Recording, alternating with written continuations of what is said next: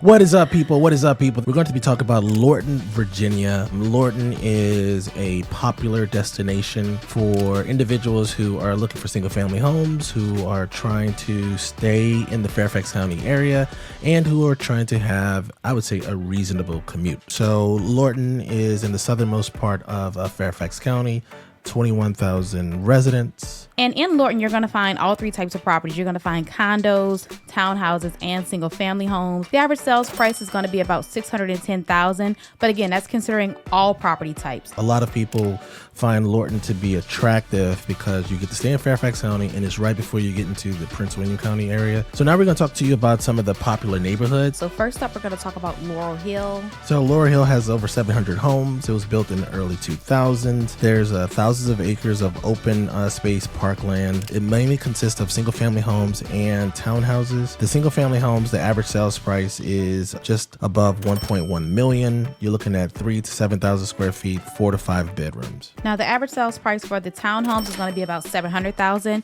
and going to be between 1,800 to 3,000 square feet, usually 3 to 4 bedrooms. So up next, we're going to actually take a look at one of the properties that recently sold in the neighborhood, just to give you an idea of what you get for your money in Laurel Hill. So the property we're going to take a look at actually sold earlier this year for just over $1 million, and it's a 4-bedroom, 3.5 bath, and this house is going to be just under 20 years old. One thing Abraham pointed out when we looked at it earlier is that it has 2 entryways or 2 stairwells up to the bedroom level. And as you can see, since this was built in the early 2000s, it's going to be just a little dated, right? So it's going to be more modern, of course, than the properties built in the 90s, but you're just going to see some of the some features that you're just not seeing in the new builds at this time. Also, because it's only 20 years old, you're not going to see that many renovated units. And what I mean by that is, I mean the newer style of cabinets or a newer style of flooring, just because you're at that 20-year mark, which means that it's not really time to update the entire property. If you're thinking about relocating to the area, I ask you to check out the link down below for the perfect home questionnaire. If you click that link, you'll be prompted to fill out the form there with your contact information, and we'll reach out to schedule a perfect home consultation with you and Abraham. So Liberty Village actually is the community that was built on the land that was previously Lorton Reformatory.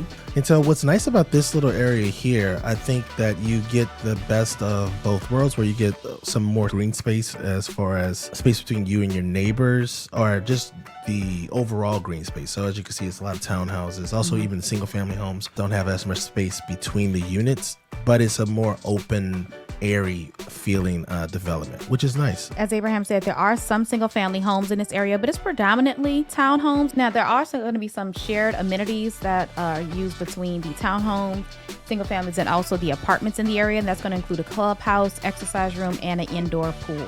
So let's take a look at a recent sale in the area. And we're going to see this unit here sold for $750,000. It is a 3-bedroom, 3.5 bath unit. And I mean, it was built in the late 2010s. So you can see very modern. You have that open floor plan that you're seeing a lot in the new builds, especially with the townhouses, where you just have really just one large open space on your main living area, and then it's up to you to decide like how you're going to kind of divide that space. So our next neighborhood we're going to move on to is going to be Lorton Town Center. This is another great planned community built again in the early 2000s, when we started to see a lot more residential development in Lorton. I would say that this is a great community for individuals who find that townhouses are not large enough, but they don't want to have the maintenance of a real single family home, because these properties are, while they are detached, they're almost attached. I do understand the draw to this community because it's convenient to 95 as well. You could jump right onto the interstate in a few minutes. If you're looking for a backyard, then this is not going to be the ideal location for you. And if you're looking for a convenient location, a lot of square footage, or more square footage than you can get in a townhouse, and you can walk to different things, I think that this is going to be a gem of a location. Absolutely, because when he says more space in a townhome, you're going to start at 2,400 square feet in this neighborhood, going to go up to 4,500 square feet. The average sales price for these 3 to 4 bedroom homes is going to be just under $720,000. Let's take a look at our subject property. Okay, and so this unit here sold a few months ago for $732,000. It was a 3-bedroom, 3.5 bath unit. with a 2-car garage. And as I said, those lots are pretty small. This is on 0.06 acres. These houses are larger than, they're almost like a townhouse, but they're larger than a townhouse. So look at this defined dining room. You're not going to find this in any townhouse, even if it's a 2-car garage townhouse. Dedicated living space, a fireplace out of nowhere. If you're interested in the amenities available in Lorton Town Center, there is a pool that's walkable from this particular neighborhood. You can walk to the pool. There are going to be some tot lots, tennis courts, and basketball courts included with your monthly HOA fees. And the last neighborhood we're going to take a look at is going to be Newington Heights. It's going to be a little bit smaller neighborhood at a lower price point. We're looking at something at the average sales price of $365,000. This community is going to be also a little bit older, built between the late 80s and the early 90s. You're looking at townhomes that are typically 2 to 3 bedrooms. As far as size, we're thinking somewhere between 1,000 to 1,500 square feet. So again, not terribly large, but half the price of most homes in Lorton. What I liked about this particular community is that they have sidewalks, and I feel like the townhouses aren't close together, right? Even though they're smaller than some of the other townhouses that we review on the channel. Yeah, and the streets are much wider. I mean, if you compare it to the last neighborhood we just looked at, the streets are much wider. Only one car could go down the other, the last neighborhood at a time. So we have a property here that sold at $410,000. It was actually a 2-bedroom, 2-bath, just about 1,400 square feet. As you saw during the driving tour, this neighborhood does not offer garage parking. However, it does come with a few assigned parking spaces depending on the unit, whether you have 1 or 2 parking spaces. And this one here, it is on the higher end. As we said, the average price is $365,000. This one does have some updates, and it sold for $410,000. Excellent. So next up on our topic is going to be the public schools. The schools in Lorton are pretty much average or have average ratings. So on niche.com, it says the school is A-. However, we look at great schools, it gives it a 5 out of 10. U.S. News rates it number 18 in Fairfax County out of the 28 high schools in the area. School Digger gives it 2 out of 5 stars, and then Public School Review has 4 out of 10. Now, Hayfield is going to be a rather large school, and that's because it's a secondary school. So it houses students from grades 7 through 12, 2 of them being our students. We have a 7th and a 9th grader at Hayfield at the moment. The school is rather large with about 3,300 students this school year, and it offers a number of different programs, including an AP program, junior ROTC, and about 5 languages are offered at Hayfield, including Arabic, Spanish, French, Japanese, and also Latin. It has a 95% graduation rate, so even though the reviews are kind of mixed, 95% of the students do graduate, and overall the test scores are in the 50th percentile, and the school this year has a 70% minority enrollment. I mean, 95% graduation rate is good for me. I'm not really a ratings person, so I don't really care what the ratings say. I just want to make sure that my kids graduate and go off to higher education. Now, as I said, the last school, Hayfield, is going to be a secondary school, so it's going to be considerably larger than the next school that we're going to talk about, which is going to be South County. We have South County High and South County Middle, but they're in 2 different buildings altogether. So South County has an A rating on niche.com, 6 out of 10 on great schools. It's rated number 15 out of 28 high schools according to U.S. News. Also has 2 stars on School Digger, and Public School Review gives it an 8 out of 10. So there's 2,200 students. They have an AP program. Foreign languages are French, Spanish, Latin, Japanese, and they have a 93% graduation rate. Now, their test scores are going to be a little bit higher than the last school. Overall, they rank in the 30th percentile, and they have about 63% minority enrollment. So the next school on our list is going to be South County Middle School. Has 1,000 students. Middle school is considered 7th and 8th grade. 7th and 8th, that's it. And then the foreign languages are Spanish, French, and Latin again. Above average test scores, so top 30%. 62% minority enrollment. And there is after school sports activities and academic clubs. But one thing you need to know about Fairfax County schools is that the middle schools do not have like dedicated sports programs, like a traditional. Yeah, it's more intramural sports, like just for fun. They don't have any actual team sports at the middle school level here in Fairfax County. Now, when we look at the ratings, once again, we're going to see kind of a mixed bag depending on where you look, right? We have an A on niche.com, 6 out of 10 according to Great Schools. It's the number 10 middle school in Fairfax County. 4 stars out of 5 on School Digger, and it's rated 8 out of 10 on Public School Review. So next up is Silverbrook Elementary School. So Silverbrook has 800 students. They have a program called Foreign Language in Elementary School. That's when the classes or some content is actually taught in the other language. So essentially, they're going to be given lessons in the Spanish at this school, and content is taught through that language. They have advanced academic services. So they also have a music program, band and strings, top 20% test ranking, 41% minority enrollment, and then they have PTO sponsored after school clubs. Now, looking at their ratings, they have an A- on niche.com. Great Schools gives them 6 out of 10. It's rated number 44 by U.S. News. It has 5 stars on School Digger and a 9 out of 10 on Public School Review. All right, so next up on our list is going to be Island Creek.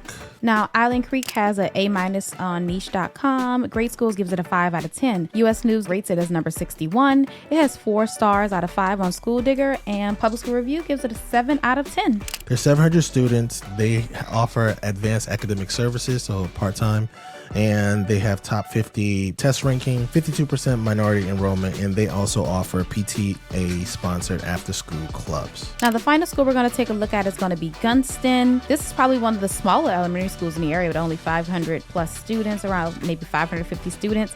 It has an A- rating on niche.com. Great Schools give it 6 out of 10. It is ranked number 39 on U.S. News, has 3 stars from School Digger, and Public School Review gives it a 7 out of 10. One of the things I find most interesting about Gunston is that they have the FLES program, but it's with Japanese foreign language. That's true. It's probably the first school I've seen that has Japanese as its foreign language. Yep. Elementary school. A lot of the high schools have Japanese. I'm just surprised that it's the first school I've seen in elementary school level that offers Japanese. So now it's time to talk about your commute. How are you going to get to and from your lovely home? So you're 19 miles from Capitol Hill, 16 miles from the Pentagon, 18 miles to Tyson's Corner, which is another large employment base, Fort Belvoir, which is just a hop, skip, and a jump, 11 miles, 18 miles to Quantico. Dulles Airport, which is going to be 28 miles from Lorton. Now, if you are not driving and say you want to know about the public transportation options coming from Lorton, you're going to have a few options, but not a metro station in Lorton, right? Right. So you'll just be a little quick drive from Lorton to the Springfield Franconia metro stop, which will then take you into all of the other metros in the area. And then you also have access to a VRE stop. So that's going to be closer to that Lorton Station community. And you're 5 stops from Union Station, and you would get off at the Crystal City stop if you go into the Pentagon, which is a very popular employment base. In addition to the VRE and the Metro, we also have the Fairfax Connector system. There's a park and ride at the Lorton Town Center. So if you wanted to park your car and hop on one of those buses that are going to take you into the city, there are lots of buses throughout the Fairfax County area via the Fairfax Connector. So last up on our list is things to do. What are you going to do in the area now that you live in your new home? But before we do that, we just want to remind you that there is a link below to fill out your perfect home questionnaire if you're ready to start your real estate journey. You fill out that form, and then you'll be laughing just like this lovely couple here on your way to buying your new home or selling your new home, right? We also help individuals sell properties as well. So click the link in the description down below, and we can start that process when you are ready. So we're going to share with you a couple of different things that you can do in Lorton. One thing that we find is, although everyone loves the DC metro area, chances are you're going to spend most of your weekends, most of your free time where you live. So what can you do in Lorton? So in Lorton, you're going to find Occoquan Regional Park. It has 350 acres of recreational amenities and fun things to do. We love to hike. So if you like to hike, great place to visit. There's a picnic area. You can even launch your boat there if you want to go fishing, kayaking, canoeing, paddleboarding. Lots of things to do at Occoquan Regional Park. There are a couple of golf courses. So you have Laurel Hill, which is a public golf course. And then at the same time, you have Pohick Bay golf course as well. Both of these are going to be 18-hole golf courses. Right.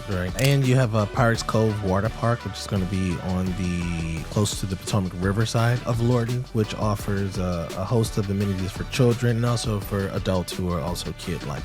Young at heart. So again, that's offered through Fairfax County Parks. We have the Workhouse Art Center, located in Lorton. It's going to be in that Liberty Village area, also part of the former Lorton Reformatory. If you are an artist, you can rent studio or gallery space there. They have a host of classes, whether you're interested in things like culinary arts, drawing, music, theater, lots of classes there, but also they frequently host different events, whether it's comedy or musical acts, poets, spoken word, all kinds of things. So this is just a list of some of the things that are going on in the future at the Workhouse Art Center. There are a couple of rooms there that you can rent for special occasions and events. So that could be whether a wedding or a party. I actually tried to host a Christmas party there once a few years ago. All right, so now we're going to talk about some shopping and dining options. We want to share with you one of our favorite dining options in Lorton. Just like most areas in Fairfax County, you're going to have a lot of little enclaves with, supermarkets that anchor strip malls. And so Lorton Marketplace actually has Amazon Fresh that recently opened. In that same little strip mall shopping center, you're going to find Glory Days, which is like a fast casual. So also in addition to Lorton Marketplace, we also have Lorton Town Center. So there's going to be 8,000 square feet of retail and commercial space in that area.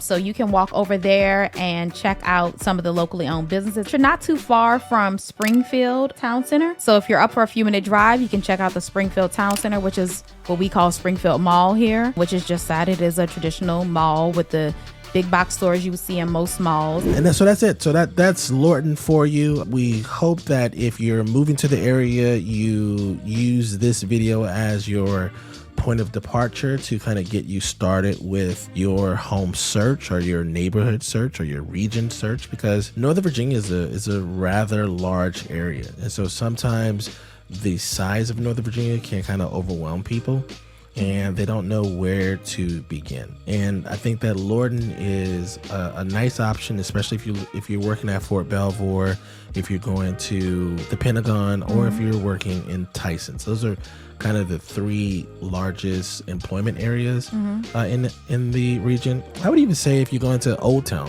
has a couple companies that are convenient to Lorton, and now that I think about it, the Amazon HQ too as well. So Lorton, check it out. Single family homes, townhomes, a few condominiums, not a bunch, not a lot, right?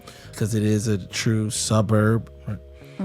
But I think that you're going to be pleasantly surprised, and you won't have to go into that 95 traffic to cross over the Quantico River. Occoquan. I keep on saying Quantico. That's because you were talking about it a few minutes ago. Excellent. All right. Well, thank you for watching. If you have any questions or comments, go ahead and put those in the chat. We'd be happy to answer them for you. So that's it for us. We will see you on the next video. Peace.